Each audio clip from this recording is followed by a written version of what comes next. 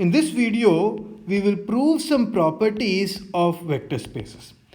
Notice that when we defined a vector space, we only demanded that it has at least one additive identity. Now it is natural to ask whether it is possible for a vector space to have more than one additive identity. And the answer to this question is no. A vector space always has a unique additive identity.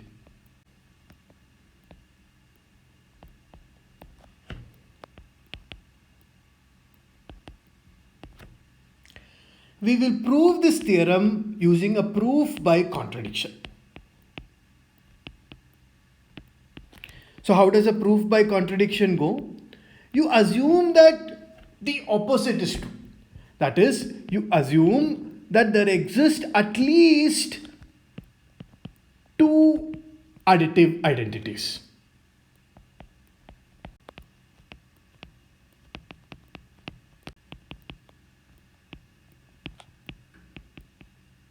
And we will give name to these two additive identities and let that be 0 and 0 dash. And by this we mean that 0 is not equal to 0 dash. As 0 is an additive identity, we know that 0 dash plus 0 is equal to 0 dash. However, 0 dash plus 0 is equal to 0 plus 0 dash as addition is commutative. And as 0 dash is an additive identity, we know that 0 plus 0 dash is equal to 0. And therefore, this chain of inequalities will imply that 0 is equal to 0 dash. But we had assumed that 0 is not equal to 0 dash, and therefore we have a contradiction. And this contradiction implies that our assumption has to be wrong. That is, there cannot exist two different additive identities. And thus we have proved that a vector space has a unique additive identity. Similarly, we can prove that the additive inverse of an element is unique. And once again, the proof is by a proof by contradiction. So that means we have to assume that the contrary is true. But what is the contrary assumption? The contrary assumption is that there exists a vector v for which there exist elements w and w prime such that both w and w prime are additive inverses of v. In other words, v plus w is equal to 0, v plus w prime is equal to 0, and these two elements w and w prime are not equal to each other. That is, w is not equal to w prime. Now, as v plus w is equal to 0, we know that w prime, which is equal to w prime plus 0, is equal to w prime plus v plus w. However, by associativity of vector addition, we know that this is equal to w prime plus v plus w.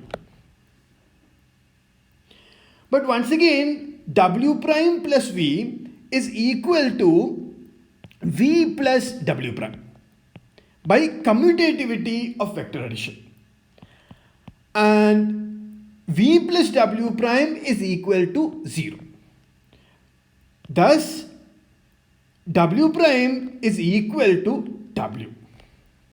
And this contradicts with our assumption that w is not equal to w prime. Therefore, the initial assumption that there exists a v for which there are two additive inverses w and w prime should be wrong. In other words, the additive inverse of every element is unique. In fact, we can do better. We can explicitly find out what the additive inverse of a vector v would be. But to do that, we have to first prove some preliminary results. So let us get to that business. Notice that as 0 is equal to 0 plus 0, we can write 0 into v is equal to 0 plus 0 into v, which is equal to 0 into v plus 0 into v by distributivity.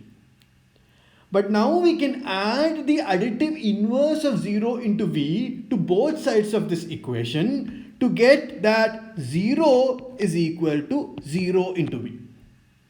Thus proving that 0 into v is equal to 0 for every v in capital V. Similarly, the 0 vector is equal to 0 plus 0. Therefore, if you multiply both sides by a scalar a, then a into 0 is equal to a into 0 plus 0. But by distributivity, this is equal to a into 0 plus a into 0. Thus, by adding the additive inverse of a into 0 to both sides, we will get that 0 is equal to a into 0. Thus, we see that a into 0 is equal to 0 for every a in F. Now, I want to give a word of caution here. We decided to denote the 0 vector in a vector space by 0, and this matches with the 0 element in a field. And please do not confuse between these two notations. Here 0 stands for the 0 element in the field, and here 0 stands for the 0 element in the vector space. To give a concrete example, let us consider Rn. Now we have the 0 in R and we have the origin in Rn, namely the point 0, 0, 0, etc. n zeros. Now these two are different, but we will denote both of them by 0. From the context, we should understand which of the two we are talking about, and thus it should not lead to any confusion. Now we can explicitly find the additive inverse of v. We claim the additive inverse of v is minus 1 into v. Let us try to see a proof of this fact. In other words, we want to see that v plus minus 1 into v is equal to the 0 vector. But notice that v can be rewritten as 1 into v.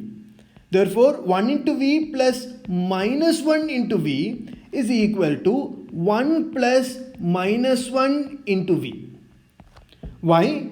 This follows from distributivity. But notice that 1 plus minus 1 is equal to 0. Therefore, we get 0 into v, which is equal to 0 by the result before. Thus, we see that v plus minus 1 into v is equal to 0, and thus minus 1 into v is the additive inverse of v. As the additive inverse of v is equal to minus 1 into v, we will denote the additive inverse of v by minus v.